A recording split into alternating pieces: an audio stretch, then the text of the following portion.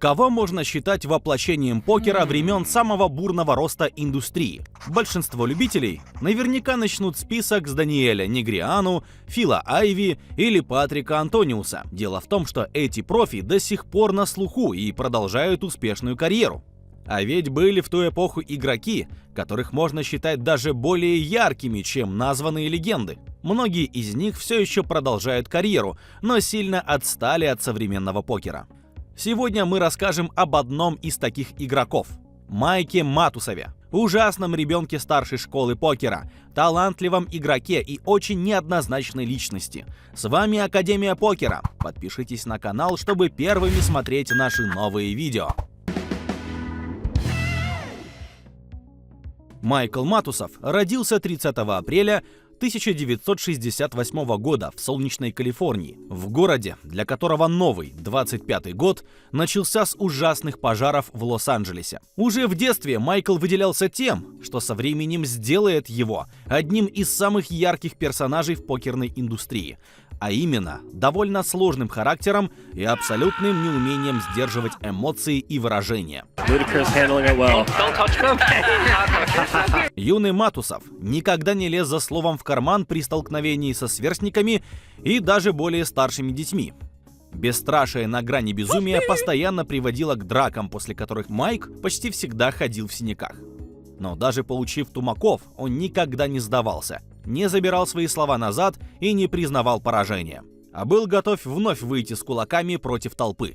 Когда мальчику исполнилось 10 лет, его семья переехала в Лас-Вегас. Окруженный яркими вывесками и огнями стрипа, юный Матусов совершенно игнорирует такой близкий мир азарта. Интересно, что в отличие от многих своих коллег, Майк за все детство никак не соприкасался с играми на деньги. И это при том, что он обожал состязания и дух соревнований. Среди интересов мальчика были бильярд и боулинг. В ряду хобби были также модели гоночных автомобилей. Собственно, последние предопределили его образование. Матусов поступил и выучился на механика, но поработать по специальности ему не довелось. Его семья владела небольшим мебельным магазином, и родители настояли, чтобы юноша работал в нем. Но вот Майку исполняется 18 лет, и в его голове что-то происходит. По совету друга он решает попытать удачу в игровых автоматах казино «Максим Казино». Естественно, чуда не происходит, и юноша постепенно сливает все имеющиеся деньги. Но редкие небольшие выплаты заставляют подсознание поверить, что здесь можно заработать. Матусов с головой окунается в эту прорубь. Он тщательно скрывает от семьи свои походы в казино, а сам распознать проблему и тем более с ней бороться уже не в состоянии. Но однажды Майк опускается до того, что ворует у матери деньги на игру, и она это замечает. Шокированные родители обнаруживают у сына глубокую игровую зависимость. Как люди мудрые, они понимают, что имеют дело с болезнью, и без помощи им не обойтись. Они отправляют сына на лечение в центр реабилитации. Параллельно выясняется, что в зале игровых автоматов юноша заработал редкую болезнь кистей рук. Так что одновременно с лечением зависимости он наведывается к ортопеду. Стоит признать, последний свою работу выполняет лучше, чем доктора в центре реабилитации. Все верно, игровая зависимость Майка никуда не делась. Ее удалось слегка подавить. Более того, сам Матусов старался взять ее под контроль. Так, после клиники он устроился одновременно в два казино – Сэмстаун Казино и The Orleans. Там он начал карьеру дилера и крупье, наконец познакомившись с покером. Стоит отдать ему должное. Он не бросается в новооткрытые карточные игры с головой.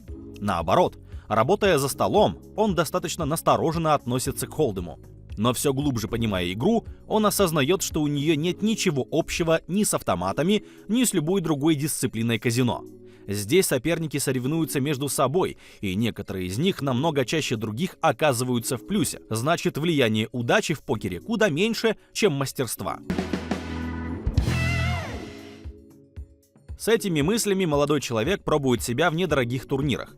Он не разрывает оппонентов сходу, но постепенно все увереннее чувствует себя за столом, а со временем открывает в себе творческие способности. Он учится использовать нестандартные приемы в разных ситуациях, что сбивает противников с толку. Эта черта сохраняется у него навсегда, хотя чтобы сделать ее эффективным инструментом, Майку пришлось несколько умерить свой пыл. Первая зафиксированная выплата случилась в сентябре 1996 года. В событии по холдему за $335 на серии Four Queens Poker он занимает третье место и получает $7500. В феврале 1997-го он добирается до 8-го места, зарабатывая еще 2000. Надо заметить, что в качестве дилера Майк не ограничивался холдемом. Он очень неплохо освоился в Омахе. Дисциплина имеет куда более серьезный разброс дисперсий. И Матусов, наблюдая за участниками, замечал их ошибки и понимал, как стоит действовать, чтобы получить преимущество. Он был настолько уверен в том, что хорошо разобрался в Омахе, что в апреле решил выделить $2000 на турнир в мировой серии покера. И не прогадал. Второе место и сумасшедшие для юного игрока почти $82 000 призовых. Впрочем, Матусов получил не только понимание покера. Он обзавелся очень неплохими знакомствами. В частности, он хорошо общался с неким Скотти Нгуеном, который выиграл тот самый турнир по Омахе, а до этого не раз посещавший казино, где работал Майк. В 1998 году Скотти собирается принять участие в главном событии мировой серии, которое тогда называли чемпионатом мира, но не хочет оплачивать все $10 000 из своего кармана. Все-таки прорваться в призы в столь массовом событии совсем непросто. А Нгуен, хотя и был к тому времени профессионалом, ни разу не поднимался высоко в таких турнирах. Скотти вкладывает треть своих денег. Вторую треть в качестве бэкера ему дал Матусов. Имя третьего счастливчика неизвестно. Почему счастливчика? Нгуен обходит 349 оппонентов и занимает первое место, выигрывая $1 миллион. По 1/3 из него возвращается инвесторам, в том числе Майку. Неожиданно укрепив банкролл на 333 000, Майк убеждается, что в покере действительно есть деньги. Хорошие покеристы чаще других оказываются в призах, а значит, нужно войти в их число. И стоит признать, получается это у него неплохо. В мае 99-го Матусов выигрывает свой первый браслет мировой серии в турнире по холдему за $3500. Титул принес ему также 265 000. Майк не распыляется на многочисленные соревнования в безжалостном гринде. Количество турниров исчисляется десятками в год, что не так много для профессионала. Зато, попадая за столы, он кроме навыков использует свою особую тактику. Он непрерывно болтает, поддевая оппонентов. Некоторых он просто веселит, но кого-то доводит до бешенства. В это время он получает свое прозвище – The Mouse – Рот. Впрочем, это не говорит о том, что Матусов целенаправленно доводил соперников. Это просто часть его натуры, с которой ему было так же сложно совладать, как и с зависимостями. Более того, самого Майка было просто вывести из себя. Он не раз взрывался, кричал и оскорблял оппонентов. В 2002 году он зарабатывает второй браслет. На этот раз в Омахе. Победа приносит $148 000. Кажется, карьера идет в гору, и сообщество наблюдает за развитием одного из самых перспективных молодых покеристов в мире. Но в следующем году Матусов оказывается за решеткой. Тогда покерное сообщество узнало другую, темную сторону на тот момент двукратного обладателя браслета в СОП. Оказалось, что после лечения от лудомании, склонный к зависимостям Матусов в конце концов нашел другую – запрещенные вещества. К счастью Майка, на момент обыска полицейские смогли найти у него лишь небольшую дозу опасной субстанции, поэтому следователи не стали настаивать на слишком суровом наказании. По приговору суда покерист провел за решеткой всего полгода. Более того, оказалось, что Матусов очень безответственно относился к банкроллу. Большой любитель ставок, он непрерывно заключал пари буквально на что угодно, нередко уходя в серьезные долги. В итоге, выйдя из тюрьмы, Майк оказался буквально на дне. К его счастью, за карьеру он успел обзавестись друзьями. Джон Джуанда поддерживал его на протяжении всей истории с заключением, а Фил Хельмут одолжил Матусову $5000, с которых тот за год раскрутился до 700 000. The Mouse быстро вернулся за дорогие столы. В 2005 году Майк занял 9-е место в главном событии мировой серии и заработал $1 миллион, свой первый семизнак в карьере. А через несколько месяцев повторил финансовые достижения, выиграв пригласительный фриролл для чемпионов СОП. Увы, больше в своей карьере он никогда не достигал семизначных выплат в живых событиях. Впрочем, это не значит, что Матусов откатился на последние роли в новых реалиях покера. Наоборот, его яркий имидж и манера поведения за столами сделали его любимчиком публики.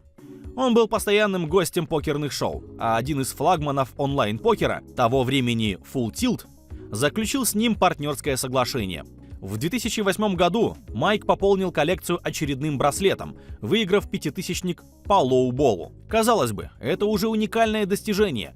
По браслету в разных дисциплинах – холды, миамахи и дро.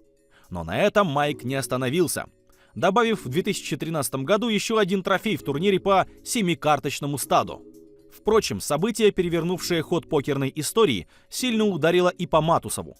«Черная пятница» 2011 года, когда американская ФБР одномоментно заблокировала счета крупнейших онлайн-румов, откатила индустрию на десятилетия назад. Считается, что только сейчас она приближается к показателям, которые наблюдались до этой истории. Проблема в том, что с падением медийности покера Матусов выпал из повестки. При том, что он до сих пор остается одним из самых ярких игроков, он явно не выдерживает конкуренцию с современными акулами новой волны. Тем не менее, Майк все еще играет в покер. Причем явно нацелен на то, чтобы добавить как минимум еще один браслет мировой серии в новой дисциплине. В 2023 году он довольно близко подобрался к трофею в соревновании по хорсе, которое считается одним из самых престижных среди профессионалов. Увы, завершил он его только на 5-й строчке. Но, возможно, мы еще сможем порадоваться за этого странного, не всегда дружелюбного, но уж точно совершенно искреннего и открытого игрока. Имя Матусова постоянно всплывает в скандалах с долгами. К примеру, в 2010-м он поспорил с Тедом Форестом, что тому никогда не похудеть за 2 месяца. Когда он справился, Майк не смог отдать положенное $1 700 000. «Я согласился на это пари только потому, что считал это невозможным», — сказал Матусов. «Он 11 дней голодал и пробегал по 26 километров в день. У него мог случиться сердечный приступ». Безумие пари подтверждается тем, что в случае выигрыша Матусов получил бы от Фореста всего 100 000. В итоге Майк обязался выплачивать Теду по $5000 в месяц на протяжении 18 лет. Насколько известно сообществу, с долгом он не рассчитался до сих пор. В 2009 году Матусов написал автобиографию «Check Raising the Devil», где описал свой путь к завоеванным на то время браслетам. Современному игроку книга интересна тем, что позволяет понять, как сильно изменился покер. Мышление профессионалов 2000-х, в том числе самого Матусова, сегодня кажется невероятно наивным и примитивным. Но стоит отдать Майку должное, с тех пор он сам также сильно изменился. В 2014 году покерист перенес сложнейшую операцию на позвоночнике. Долгое время Матусов чувствовал себя плохо, не мог сосредоточиться и страдал от боли, что сказывалось и на спортивных результатах. Лишь через несколько месяцев хождения по врачам он установил диагноз – протрузия межпозвоночного диска на 7 мм. Был риск остаться парализованным навсегда. Но операция прошла успешно. Тем не менее, 3 года после нее он восстанавливал не только здоровье, но и банкролл, поднимаясь буквально с микролимитов. В прошлом году Майк в очередной раз номинировался на включение в зал славы покера.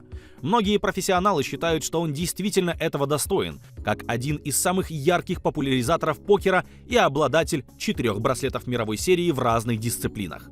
Проблема в том, что с начала 2010-х в зал славы проходит только 1 человек в год. В таких реалиях многие признанные легенды, включая самого Матусова, имеют мизерные шансы попасть в культовый список, так как число претендентов только растет. Таков сложный путь разговорчивого покериста, который делит сообщество на его обожателей и ненавистников. Но и те, и другие только доказывают, что к ярким личностям нельзя быть безразличным. Матусов не идеальный покерист, не простой человек со взрывным и часто довольно злобным характером. Но мало кто может похвастаться тем, что только ради него рядовые любители включали очередное покерное шоу или трансляцию с турнира мировой серии, в котором он участвовал. На этом все. Благодарим за просмотр. Ставьте лайк, подписывайтесь на канал и жмите на колокольчик, чтобы не пропустить следующее интересное видео. И пишите в комментариях, о ком бы вы хотели узнать в следующих роликах. На канале уже есть биографии и других известных покеристов: Фила Айви, Никиты Бодяковского, Фила Хельмута, Али Имсеровича, а также очаровательной покеристки Кристен Фоксен. Рекомендуем посмотреть. Пока-пока!